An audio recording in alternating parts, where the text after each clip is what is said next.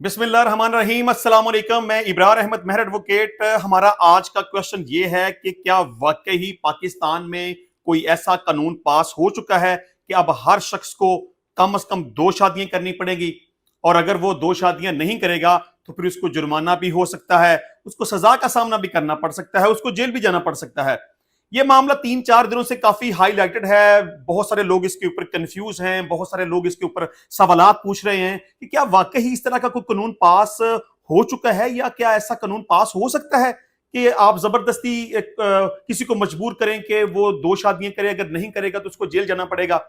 देखिए, सबसे पहली बात तो यह है कि हमारे बहुत सारे ऐसे यूट्यूबर्स हैं, बहुत सारे लोग हैं जिन्होंने इस टॉपिक के ऊपर वीडियोस बनाई। बहुत सारे लोगों की ये ख्वाहिश होती है कि हमें ज्यादा से ज्यादा व्यूज मिले। बल्कि मुझे सबसे ज्यादा हैरत उस वक्त हुई जब मैंने 2-3 वकला की वीडियोस इसके ऊपर देखी कि वो जो कह रहे थे कि जी पाकिस्तान में कानून पास हो चुका है, जी अब आपको हर मर्द को के लिए जरूरी हो गया है कि वो 2 शादियां करेगा, अगर नहीं करेगा तो फिर उसको जेल का सामना करना पड़ेगा, उसको जुर्माना हो सकता है, वगैरह वगैरह वगैरह। तो मुझे उसके ऊपर बड़ी हैरत हुई कि आप किसी के मामले की तहकीक नहीं करते, उसके बारे में आप सोचते नहीं हैं, उसके हकाइक तक आप नहीं पहुंचते, ऐसे मुंह उठा के आप वीडियो बनाना शुरू कर देते हैं सिर्फ इस चक्कर में आके आपके व्यूज आएंगे, आपको पैसे आएंगे, वगैरह वगैरह। और खास तौर पे मुझे इतराज वकला के ऊपर है कि कम से कम आप वकील हैं, आप सोसाइटी के पढ़े लिखे लोग हैं, कम से कम आपको चाहिए कि सबसे पहले मामले को देखें, उसको समझें, उसकी तहकीक करें और फिर उसके ऊपर बात करें। आप ऐसे ही बस जो बात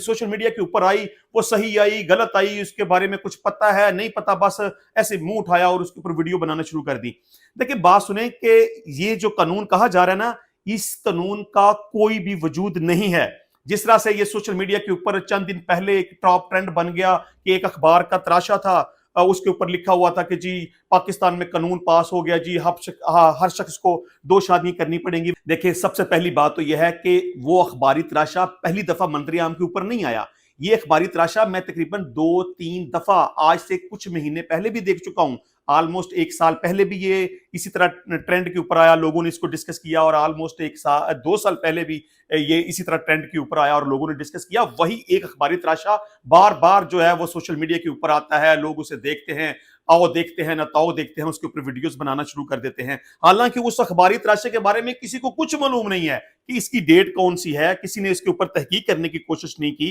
ये किस अखबार से मुतलका है, ये कौन सा अखबार है जिसने ये इस तरह की खबर पब्लिश की है। बहरहाल मैं ये आपको बहुत क्लियर कह दूं कि इस तरह का कोई भी कानून पाकिस्तान में मौजूद नहीं है, और इस तरह का कोई भी कानून वजूद में आ ही नहीं सकता, क्योंकि ये इंसान के जहन और सोच के खिलाफ बात है कि आप किसी भी शख्स को किस तरीके से मजबूर कर सकते हैं उसको कानूनी तौर पर, या आप इस हवाले से कोई ना कोई कानून पास कर दें कि जी आपको हर सूरत में 2 शादी करनी पड़ेगी, आप नहीं करेंगे तो आपको जुर्माना हो जाएगा, आपको सजा हो जाएगी, आपको जेल जाना पड़ेगा। बहरहाल पाकिस्तान में ऐसा किसी भी किस्म का कोई कानून पास नहीं हुआ और ना ही ऐसा कोई कानून पास हो सकता है। इस हवाले से मैं आपको कानूनी बात यह बता दूं कि पाकिस्तान का कानून यह है कि अगर किसी शख्स ने एक दफा शादी कर ली और वो दूसरी शादी करना चाहे तो वो नहीं कर सकता। आप तो ये कहते हैं ना कि दूसरी शादी करने का कानून आ गया, नहीं करेंगे तो जेल जाना पड़ेगा। मैं कहता हूं कि पाकिस्तान के अंदर ये कानून मौजूद है कि आप एक बीवी की मौजूदगी में उसकी इजाजत लिए बगैर